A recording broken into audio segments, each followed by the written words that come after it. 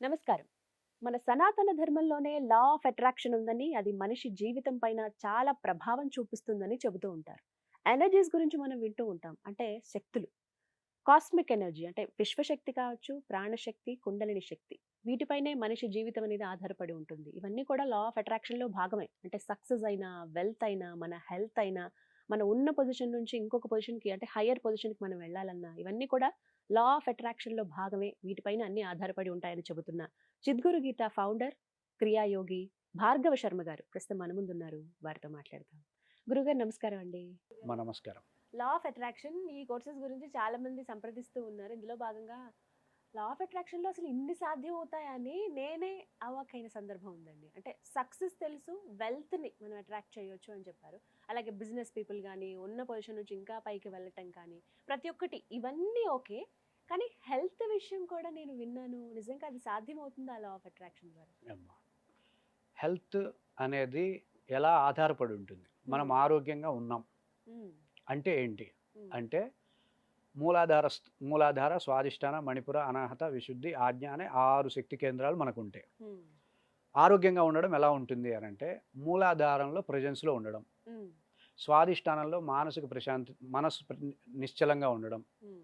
మణిపుర స్థాయిలో బ్రెయిన్ దగ్గర ఎక్కడ ఒత్తిడి లేకుండా ఉండడం. హ్మ్. అనాహత స్థాయిలో సంతృప్తిగా ఉండడం. హ్మ్. విశుద్ధి స్థాయిలో ఆనందంగా ప్రతి పని చేసుకుంటూ ఉండడం. హ్మ్. ఆజ్ఞా స్థాయిలో ప్రతి అంశం ముందు స్పష్టత ఉండడం. హ్మ్. ఈ 6 ఎనర్జీసు, ఈ 6 విధమైనటువంటి ఎనర్జీస్‌తో ఆ మనిషి ఉన్నాడు అంటే ఆరోగ్యంగా ఉన్నట్టు. హ్మ్. ఆరోగ్యాన్ని కోల్పోతున్నాడు అంటే మూలాధార, స్వాదిష్టాన, మణిపుర, అనాహత, విశుద్ధి, ఆజ్ఞా స్థాయిల్లోనో ఎక్కడో బలాన్ని కోల్పోతాడు గాబట్టే హ్మ్. దాని రిఫ్లెక్షన్ అనారోగ్యంగా మారుతుంది. ఓకే. నేను ఇన్ని సంవత్సరాలుగా క్లాసులు చెప్తూ పర్సనల్ ఎక్స్‌పీరియన్స్ చెప్తా. ఆడవాళ్ళకి థైరాయిడ్ ఎక్కువ వస్తూ ఉంటుంది. అవునండి. ఎందుకు అంటే, వాళ్ళు విశుద్ధిని బలహీనం జేసుకుంటారు. హ్మ్. ఎందుకంటే, ఆడవాళ్ళకి ఒక సైకలాజికల్ డిజార్డర్‌తో ఉంటారేమో మనకు తెలీదది. హ్మ్. వాళ్ళు ఏదైనా ఒక చిన్న విషయం బాధపడితే, హ్మ్. దాన్ని ఒక నెల, 2 నెలలు, 3 నెలలు, సంవత్సరం ఒక డైలీ సీరియల్ తీసుకెళ్ళినట్టు తీసుకెళ్తారు. అవునండి. అది విశుద్ధికి చాలా ప్రాబ్లమ్ అవుతుంది. ఆహా! దానివల్ల ఆడవాళ్ళకి విశుద్ధికి సంబంధించిన సమస్యలొస్తాయి. హ్మ్. అందుకే ఋషులు ఇది అంటే అది వాళ్ళ వాళ్ళ సోర్స్‌లోనే, వాళ్ళ సోర్స్ ఎనర్జీలోనే ఆ సమస్య ఉండొచ్చు. హ్మ్. జీన్స్‌లోనే ఆడవాళ్ళకే అది ఉండొచ్చు. హ్మ్. అందుకే ఋషులు గమనించి వాళ్ళకి ఆ హారాలేసేది. ఆహా! తాళిబొట్టు కట్టేది, ఆ! మెడలో కారణం హారాలేసేది. అదనమాట. దానికి కారణం అది. ఆహా! అలాగే పురుషుడు హ్మ్. స్త్రీలాగా వ్యక్తం కాడు. హ్మ్. తనకేదైనా బాధ కలిగినా, భయం కలిగినా లోపల లోపల. లోపల లోపల పెట్టుకొని ఉండేటటువంటి వ్యవస్థ పురుషుడు ఉంటాడనే హ్మ్. గుండె జబ్బులొచ్చేది ఎక్కువగా పురుషుడికి. హుహు. థైరాయిడ్ వచ్చింది అంటే హ్మ్. వాళ్ళు ఒక సంవత్సరం పాటు డిప్రెషన్‌కెళ్తే తప్ప థైరాయిడ్ రాదు. ఓహ్! ఆ స్త్రీని అడగొచ్చు మీకు. హార్మోనల్ ఇంబాలెన్స్ వచ్చినా, థైరాయిడ్ వస్తున్నా, ఏమొచ్చినా సరే, ఏం "అమ్మ చెప్తారు? మీరేమన్నా బాధపడుతున్నారా ఏదైనా ఇష్యూ మీద" అంటే హ్మ్. ఇన్ని చెప్తుంది. ఒక గంట సేపు చెప్తుంది. హ్మ్. అవన్నీ పక్కన పెడితే ఈ థైరాయిడ్ రాదు. హ్మ్. 100% రాదు. ఓకే. అలాగే మగవాళ్ళు గూడా హార్ట్ అటాక్ వచ్చేది ఎందుకు అంటే, హ్మ్. అనాహతం బలహీనంగా ఉంటుంది. హ్మ్. వాళ్ళు ఏ ఇష్యూ తీసుకున్నా సరే హార్ట్‌కి తీసుకుంటారు. ఫెయిల్ అయిపోతుంది. హ్మ్. అసలు ఆ ఎనర్జీని బలహీనంగా చేసుకుంటారు. హ్మ్. ఇప్పుడు అందుకే ఆడవాళ్ళకి దాదాపుగా విశుద్ధి బలహీనంగా ఉంటుంది. హ్మ్. మగవాళ్ళకి అనాహతం బలహీనంగా ఉండేటటువంటి స్థితి వచ్చిందనే హ్మ్. మగవాళ్ళకి యజ్ఞోపవీతం ధారణ ఉంటుంది. హ్మ్. అంటే అది అనాహతానికి రక్షణగా యజ్ఞోపవీతం ఉంటుంది. హ్మ్. ఆడవాళ్ళకి హారాలేసేది అందుకు. హ్మ్. ఇప్పుడు మన ఋషులు ముందుగానే గమనించి ఈ ఈ విధంగా ఎనర్జీస్ చేసుకోవచ్చు. బలహీనం అవుతాయి. ఈ ఎనర్జీస్ బలహీనమైతే దీని రిఫ్లెక్షనే రోగాలుగా మారుతున్నాయి. హ్మ్. మనం ఏం చేస్తామంటే ఆరోగ్యం కావడానికి ఏ ఎనర్జీ అయితే ఇప్పుడు విశుద్ధి బలహీనమైంది గదా! హ్మ్. విశుద్ధి బలంగా ఉండడానికి ఒక వెదర్ ఉంది. ఒక వాతావరణం ఉంది. హ్మ్. ఆ వాతావరణాన్ని వాళ్ళు మెయింటైన్ చేసే విధంగా టెక్నిక్స్ చెప్తాం. ఓహ్! ఆ వాతావరణంలో ఆ ఎనర్జీ ఇంప్రూవ్ అవుతూ ఉంటుంది. ఆ హ్మ్. ఎనర్జీ బలహీనమైనప్పుడు వచ్చిన సమస్య ఏదైతే ఉంటుందో అది హీల్ అయిపోతుంది. హ్మ్. అది విశుద్ధి స్థాయిలో ఉన్న, ఆజ్ఞ స్థాయిలో ఉన్న, హ్మ్. స్వాదిష్టాన ఇప్పుడు మూలాధార స్థాయిలో కీళ్ళ నొప్పులు, నడుం నొప్పులు హ్మ్. ఇవి వస్తాయి. హ్మ్. స్వాదిష్టాన స్థాయిలో మూత్ర సంబంధితమైనటువంటి రుగ్మతలొస్తాయి. హ్మ్. మీకు ముందే చెప్పుకున్నాం క్రియాయోగం అనేది బేసిక్ హెల్త్ సైన్స్. హ్మ్. ఎప్పుడైతే ఆయుర్వేదము, ఈ ఆహార ప ఈ ప్రకృతి వైద్యం ఇవేమి లేనప్పుడు మనిషి ఈ క్రియాయోగంతోనే ఆరోగ్యాన్ని పొందాడు. హ్మ్. డైజెషన్ ప్రాబ్లమ్స్ గాని, ఆ! ఎసిడిటిక్ ప్రాబ్లమ్స్ గాని, అవునండి. ఇవన్నీ గూడా డిప్రెషన్ గాని, ఇవన్నీ గూడా మణిపుర సమస్యొస్తే మణిపురం బలహీనమైతే వస్తాయి. హ్మ్. ఇట్లా వాళ్ళ సమస్య ఏ రుగ్మతతో బాధపడుతున్నారన్న విషయాన్ని మేము అర్థం చేసుకొని, హ్మ్. వాళ్ళ ఎనర్జీ సిస్టమ్‌లో ఏ ఎనర్జీ సెంటర్స్ బలహీనమైనాయో వాళ్ళకి చెప్పి, హ్మ్. ఆ ఎనర్జీ సెంటర్స్ బలంగా అయ్యే విధంగా క్రియాయోగానికి సంబంధించిన మెలకువలు వాళ్ళకి అందిస్తాం. ఓకే. ఇప్పుడు మనిషి లావు అవుతున్నాడు, సన్నబడతాం అంటాం కదా. వెయిట్ మీరు లాస్ చెప్పండి, ఎన్ని ప్రయత్నాలు. ఆహారం వల్ల మనిషి లావు అవుతాడా? ఆ. ఆహారం వల్ల మనిషి సన్నబడతాడు. ఆహారం మానినంత మాత్రం సన్నబడతాడా? ఉమ్. కొంత ఉంటుంది కదండి ఆహారం ప్రభావం 100% ఆహార ప్రభావం మనిషి లావుని ఏ విధంగానూ ప్రేరేపించలేదు. అవునా? మరి ఫుడ్ కంట్రోలే కదా మాక్సిమం. అది అవగాహన లేకపోవడం వల్ల ఫుడ్ కంట్రోల్ అనుకుంటారు. ఫుడ్ కంట్రోల్తో ఎవరు కూడా సన్నబడరు. ఒకవేళ సన్నబడ్డారు అంటే మళ్ళీ దానికి మించిన లావు అవుతారు. ఎప్పుడైనా సరే మనం ఒక పద్ధతిలో వెళ్ళాలి. ఒక సమస్య ఎందుకు వచ్చింది అన్న దాన్ని పట్టుకొని దాన్ని తీసేయాలి. అంతేగాని మనకు నచ్చిన వ్యవస్థలోకి వెళ్ళకూడదు. మనిషి ఎందుకు లావు అవుతాడు అంటే మన శరీరానికి 5 అవసరం. మొట్టమొదటిది ఫుడ్, రెండవది వాటరు. చూడండి, మీరు గమనించండి, ఫుడ్ ఎక్కువ ఇంపార్టెంటా, వాటర్ ఎక్కువ ఇంపార్టెంటా? వాటర్ ఎక్కువ ఇంపార్టెంట్. ఎందుకు? గంటకు ఒకసారి తాగుతాం కాబట్టి. కళ్ళ మన్నీళ్ళకి, లాలాజలానికి, శరీరంలో మలినాలు బయటకు పంపించడానికి ఎక్కువగా ఆహారం కంటే వాటరే ఎక్కువ శరీరానికి అవసరం. సో వాటర్ ఎక్కువ, ఫుడ్ ఎక్కువ నీడా, వాటర్ ఎక్కువ నీడా? వాటరే కదా. ఇప్పుడు ఎయిర్, బ్రీతింగ్. ఇప్పుడు చెప్పండి, వాటరా బ్రీతా ఎక్కువ ఇంపార్టెంట్? బ్రీత్, శ్వాస అనేది ఇంపార్టెంట్. అంటే ఏంటంటే మన ఫుడ్కి శ్వాసకి నిష్పత్తి పెట్టుకోండి. ఫుడ్ ఎక్కువ తిని శ్వాస తక్కువ తీసుకుంటుంటే లావు అవుతారు. ఫుడ్ ఎక్కువ తిని దానికి తగ్గట్టుగా బ్రీతింగ్ స్టామినా ఉంటే లావు అవ్వరు. మీకు ఒక ఉదాహరణ చెప్తాం. మీరు బ్రీతింగ్ శ్వాస తీసుకుంటారా, శ్వాస వదిలేస్తారా?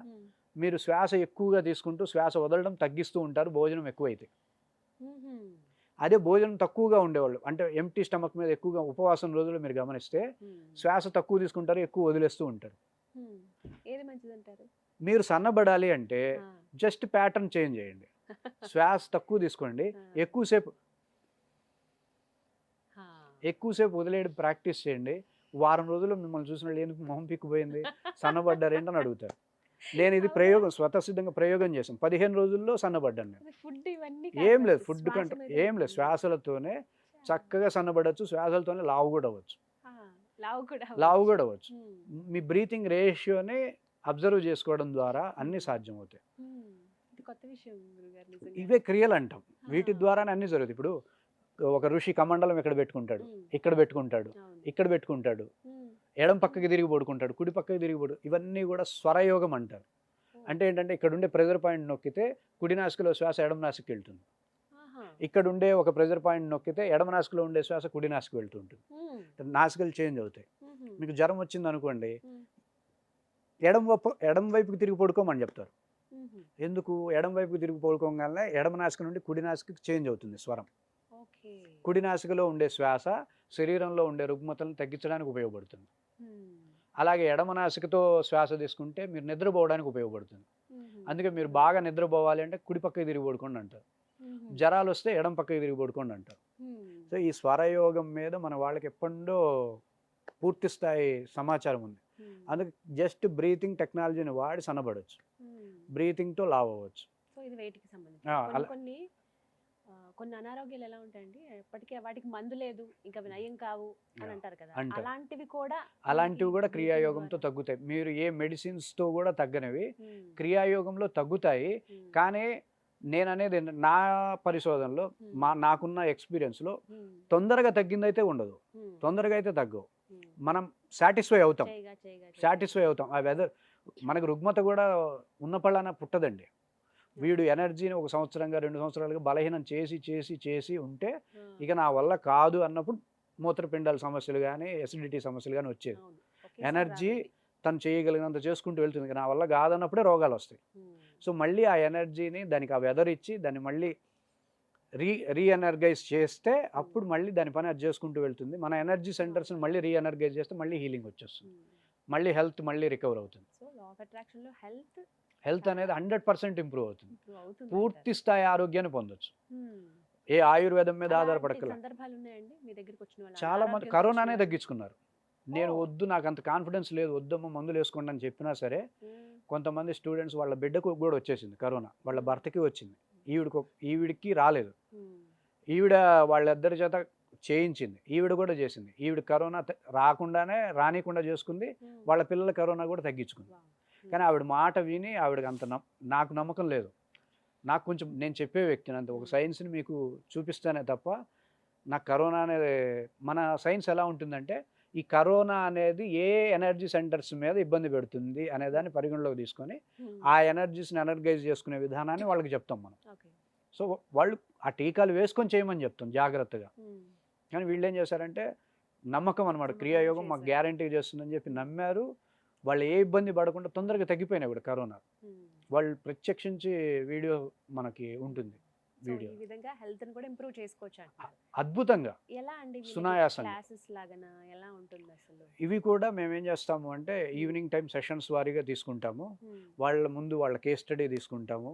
ఒక రుగ్మత వచ్చింది అంటే దానికి కావాల్సినటువంటి ఎనర్జీస్ ఏ విధంగా బలహీనమయ్యాయి అనేది ఒక కేస్ స్టడీ తీసుకొని వాళ్ళకి ఆ ఎనర్జీస్ అయ్యే విధంగా ముందు లా ఆఫ్ అట్రాక్షన్ చెప్పకుండా ప్రాణ సాధన అనేటటువంటి ప్రాణశక్తిని పెంపొందించేటటువంటి క్రియల్ని చేయించి ఆ తర్వాత లా ఆఫ్ అట్రాక్షన్ని వాళ్ళకి అందిస్తాం. ఓకే. సో టైమింగ్స్ ఎలా ఉంటాయండి? టైమింగ్స్ 1 అవర్ ఉంటుంది. ఈవినింగ్ 6-7 కానీ 7-8 కానీ 8-9 కానీ వాళ్ళు కన్వీనియంట్ టైంలో జాయిన్ అవ్వచ్చు. అనారోగ్యం అనేది ఈ రోజుల్లో చాలా మందికి చూస్తున్నాం. ఆరోగ్యంగా ఉండేవాళ్ళు కూడా జాయిన్ అవ్వచ్చు. అవునా? ఆరోగ్యంగా ఉండేవాళ్ళు కూడా ఎనర్జీస్ని ప్రాణశక్తిని బాగా పెంచుకుంటే ఏమవుతుందంటే పెరిగిన శక్తి ఏమవుతుంది హీలింగ్ నేచర్ని డెవలప్ చేస్తుంది. అలాగే ఈ ప్రాణశక్తి డెవలప్ అవుతూ ఉంటే ఎనర్జీస్ కొన్ని సిద్ధుల్ని ఆకర్షిస్తాయి. ఇప్పుడు అనాహత అనేటటువంటి స్థాయిలో ప్రాణశక్తి బాగా డెవలప్ అయితే వాడికి కాలజ్ఞానం వస్తుంది. అంటే 1 ఇయర్ తర్వాత 2 ఇయర్స్ తర్వాత ఏం జరుగుతాయి, దేశ పరిస్థితులు ఎలా ఉంటాయి వీడు గెస్ చేయగలుగుతాడు. మణిపుర స్థాయిలో ఎనర్జీస్ ఉంటే వర్క్ యొక్క సక్సెస్ రేట్ ఎలా ఉంటుంది, ఈ పని చేయొచ్చా, ఈ ఎస్టిమేషన్ క్యాలిక్యులేషన్ అనలైజ్ చేసేటటువంటి సామర్థ్యాలు పెరుగుతాయి, ప్రాణశక్తి పెరిగితే. సో హెల్త్ కావాలని హెల్త్ ఉంటుంది, ఆరోగ్యవంతులు చేరితే వాళ్ళ ఎనర్జీస్ ఎనర్గైజ్ అవుతాయి, ఇంప్రూవ్ అవుతాయి. సో ఈ విధంగా క్లాసెస్ అటెండ్ అయ్యి ఎన్ని సెషన్స్ లో కంప్లీట్ చేస్తారండి? వాళ్ళకి అన్లిమిటెడ్గానే ఉంటాయి. వాళ్ళ ప్రాబ్లమ్ని బట్టి వాళ్ళ ఫీడ్బ్యాక్స్ని తీసుకుంటూ వాళ్ళకి సమస్య సాల్వ్ అయ్యే విధంగా వాళ్ళు ముందు మనకు ఫీడ్బ్యాక్ చెప్పాలి, గుడ్ ఫీడ్బ్యాక్ రావాలి. 100% 100కు 100%. ఇప్పుడు మామూలుగా మీరు ఎక్కడైనా సరే ఓ 100 మంది జాయిన్ అయితే 10 మంది ఫీడ్బ్యాక్ ఇవ్వడమో 50 మందో 100% ఫీడ్బ్యాక్ వస్తుంది మన దగ్గర. 90 మంది 100 మంది మాకు మంచి జరిగింది, మాకు ఆరోగ్యంలో లాభం జరిగింది, లేదా ఒక పాజిటివిటీని ఇంప్రూవ్ చేసుకోగలిగాం, మా బిజినెస్లో మేము డెవలప్ అవ్వగలిగాం, వ్యక్తిగతంగా కుటుంబంలో కూడా కొంత మార్పులు వచ్చి వాళ్ళు మాకు ఫీడ్బ్యాక్స్ ఇచ్చారు.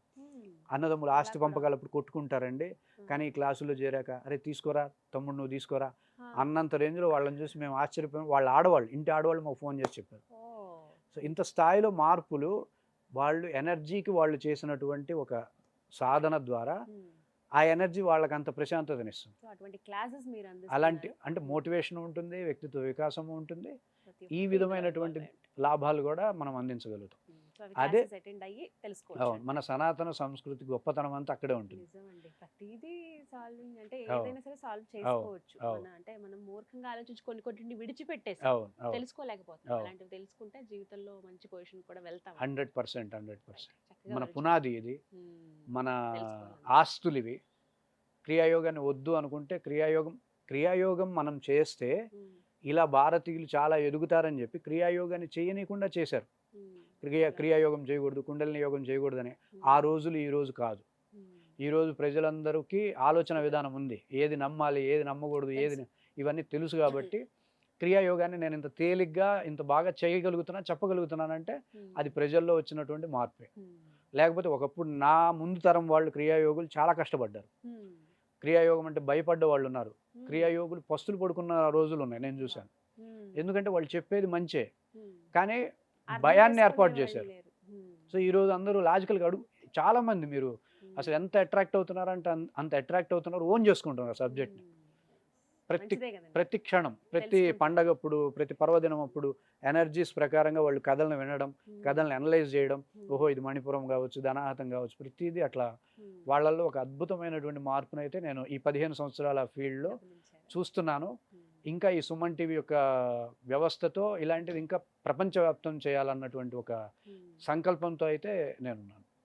చాలా చక్కగా ముందుకు ఖచ్చితంగా తీసుకువెళ్ళాలండి, అవసరం కూడా. క్లాసెస్ ఇంట్రెస్ట్ ఉన్న వాళ్ళు డెఫినెట్ గా తప్పకుండా వివరించారండి. నమస్కారం. ధన్యవాదాలు. సో విన్నారు కదా, ఇదే అంశం పైన మరిన్ని వివరాలు మీరు తెలుసుకోవాలనుకున్నా, లేకుంటే గురువు గారితో డైరెక్ట్ గా మాట్లాడాలనుకుంటే స్క్రీన్ మీద వారి నెంబర్స్ ఇవ్వడం జరుగుతుంది. నెంబర్కి కాల్ చేసి ఫుల్ డీటెయిల్స్ తెలుసుకోండి. ఇది వాళ్ళ వీడియో. నమస్కారం.